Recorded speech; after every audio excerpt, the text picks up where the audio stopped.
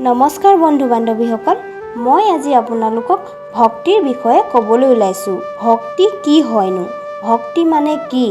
এই সকলোবোৰ কথা আজি মই বহলাই ক'ম। এই ভক্তিৰ বিষয়ে কোৱাৰ আগতে মই আপোনালোকক কিছুমান কথা ক'ব বিচাৰিছোঁ।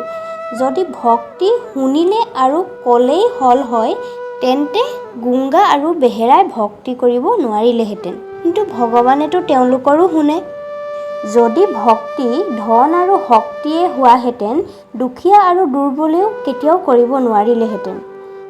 মাত্ৰ ভক্তিৰ কাৰণেইতো ভগৱান ৰাম চবৰি জুঠা বগৰী খাইছিল।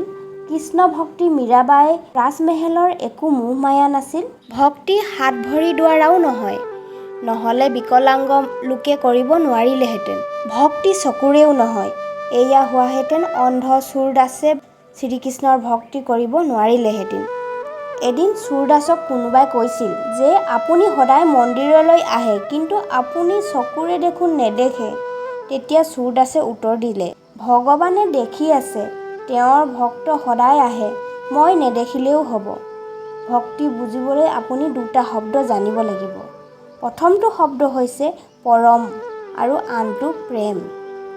পৰম শব্দৰ অৰ্থ হৈছে সকলো বস্তুতকৈ অধিক, সকলো বস্তুতকৈ ওপৰত, যাৰ তুলনা বেলেগৰ লগত কৰিব নোৱাৰি। যদি ভগৱানৰ প্ৰতি প্ৰেম সকলো বস্তুতকৈ অধিক কৰা হয়, সেয়াই ভক্তি বুলি কোৱা হয়। আৰু পৰম প্ৰেম মানে হ'ল যিকোনো বস্তু দেশ কাল ব্যক্তিৰ পৰিস্থিতিৰ ওপৰত নিৰ্ভৰ নকৰে। যদি মৰুভূমিত মে'-এপ্ৰিল মাহত আমাক কোনোবাই কম্বল নতুবা শ্বল লৈ আমাক আদৰণি জনায়, তেন্তে আমাৰ ভাল নালাগিব। কিন্তু ঠাণ্ডা জেগাত আমি যদি থাকোঁ, তেন্তে গৰম কাপোৰ আমাৰ বহুত ভাল লাগিব। এই বস্তু ভাল লগাটোৱে আমাৰ দেশ কালৰ ওপৰত নিৰ্ভৰ কৰে। কিন্তু পৰম প্ৰেম মানে হয় যি দেশ কালৰ ওপৰত নিৰ্ভৰ নকৰে, ই সম্পূৰ্ণ বেলেগ। আপুনি যদি দেখে, তেতিয়া চাব যে বাহিৰৰ একো বস্তুৱে আপোনাক সদায় কাৰণে সুখ দিব নোৱাৰে, কিয়নো একো বস্তুৱে পৰম আনন্দৰ শ্ৰেণীত নাই। আৰু এই বস্তুবোৰৰ প্ৰতি আপোনাৰ সদায় কাৰণে পৰম প্ৰেম অৰ্থাৎ আনন্দময় হ'ব নোৱাৰে। প্ৰেম সেইয়াকেহে কৰোঁ যাৰ পৰা আমি আনন্দ পাওঁ। সেইকাৰণে পৰম প্ৰেম মাত্ৰ পৰম আনন্দৰ পৰাহে হয়।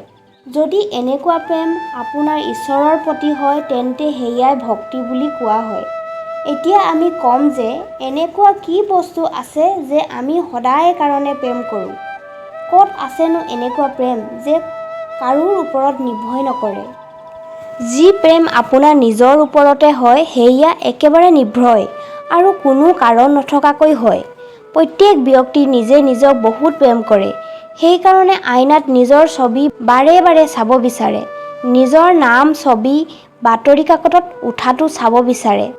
বেলেগ যিমান বস্তুৰ প্ৰতি আমি প্ৰেম কৰোঁ, সেয়া সকলো নিজৰ সুখৰ কাৰণে হয়।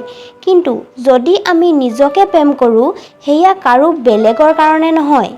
এনেকুৱা ব্যক্তি আপুনি বিচাৰি পাবনে? যিয়ে ক'বনে, মই ৰাতিপুৱা নিজকে প্ৰেম কৰোঁ, গধূলি নকৰোঁ, ঠাণ্ডাত প্ৰেম কৰোঁ, গৰমত নকৰোঁ। ঠিক এইদৰে নিজৰ প্ৰতি আমাৰ যি প্ৰেম, সেয়া কাল দেশ পৰিস্থিতিৰ ওপৰত নিৰ্ভৰ নকৰে। ইয়াত ধ্যান দিবলগীয়া কথা এইটোৱেই যে আপুনি নিজতকৈ বেছি যদি ভগৱানক পূজা কৰে, সেয়া ভক্তি বুলি কোৱা হয়। চাবলৈ গ'লে আমি ভগৱানৰ ওচৰত সকলো সমৰ্পণ কৰি দিয়াটোৱে হৈছে পৰম প্ৰেম অৰ্থাৎ সঁচা ভক্তি বুলি কয়। এতিয়া অতি গুৰুত্বপূৰ্ণ কথাটো হ'ল আপোনাৰ ভক্তি কিমান সঁচা। ভক্তিৰো দুই প্ৰকাৰ থাকে, এটা সকাম ভক্তি আৰু আনটো নিষ্কাম ভক্তি। এই দুইটা ভক্তিৰ ভিতৰত পাৰ্থক্য ইমানেই যে সকাম ভক্তিত আমি ঈশ্বৰৰ পৰা কিবা বিচাৰোঁ আৰু নিষ্কাম ভক্তিত আমি খালি ঈশ্বৰকে বিচাৰোঁ। যদি ভক্তিত স্বাৰ্থ, লোভ তথা মোৰ এই ভাৱ আহি গ'লে মনত স্বাৰ্থ ভাৱ উৎপন্ন হয়, যাৰ কাৰণে ভক্তিৰ উদ্দেশ্য ঈশ্বৰক পাবৰ কাৰণে নহয়, ভৌতিক বস্তুৰ সুখ পাবলৈহে হয়, সেয়াই সকাম ভক্তি বুলি কয়। সকাম ভক্তিৰ দ্বাৰা আপুনি ঈশ্বৰৰ সান্নিধ্য পাব নোৱাৰে। সকাম ভক্তিত মাত্ৰ ভগৱান আৰু ভক্তৰ এটা ব্যৱহাৰে বনি থাকে। এই ভক্তিৰ ফলত মানুহৰ সুখ সাধনা পূৰণ হ'লেও মনৰ সুখ কেতিয়াও নাপায়, কিয়নো কামনা কেতিয়াও শেষ নহয়। কামনা সদায় অন্তহীন। নিষ্কাম ভক্তি মানে হ'ল কামনাবিহীন, য'ত কামনা আৰু স্বাৰ্থ নাথাকে, কেৱল ঈশ্বৰক পাবলৈয়ে ইচ্ছা থাকে। তাকে নিষ্কাম ভক্তি বুলি কোৱা হয়। এই ভক্তিত ভক্তৰ ভৌতিক সুখ সাধনাৰ লগত লিপ্ত নহয়, সকলো মোহ আঁতৰাই কেৱল ঈশ্বৰক কেন্দ্ৰিত কৰে। কোৱা হৈছে যে নিস্বাৰ্থভাৱে কৰা ভক্তিক ভগৱানৰ অস্তিত্বতকৈও মহান বুলি কোৱা হয়। ঈশ্বৰো এনেকুৱা ভক্তিৰ ভোকা হয়। নিষ্কাম ভক্তিৰ ভক্তৰ অনবৰতে ঈশ্বৰৰ চিন্তা হৈ থাকে, একো যাতে কতো কমি নহয় তাৰ চেষ্টা কৰে। ভক্ত যেতিয়া ভক্তিৰ পৰম সীমাত থাকে তেতিয়া পূৰ্ণ ৰূপত শুদ্ধ হৈ যায়। ভক্তৰ বিচাৰ দৃষ্টিকোণ বদলি হৈ যায়। তেতিয়া তেওঁৰ সকলো ঠাইতে ঈশ্বৰৰ অনুভূতি হ'বলৈ ধৰে আৰু তেওঁৰ কামো জনহিতৰ কাৰণেহে হয়। এই নিষ্কাম ভক্তিৰ পৰাই মনুষ্য মোক্ষ প্ৰাপ্তি হয়। মোক্ষ প্ৰাপ্তি মানে হ'ল অনন্ত কাললৈ ভগৱানৰ ওচৰলৈ যোৱা। জন্ম মৃত্যুৰ চক্কৰৰ পৰা মুক্তি পোৱাটোৱেই হৈছে মোক্ষ। সেয়েহে আমি মূল উদ্দেশ্যত ধ্যান কেন্দ্ৰিত কৰিব লাগে। জীৱনত ভাল শিক্ষা লোৱা, উচ্চ পদত কাম কৰা, ঘৰ সংসাৰ পালন পোষণ কৰাই জীৱনৰ মূল উদ্দেশ্য নহয়।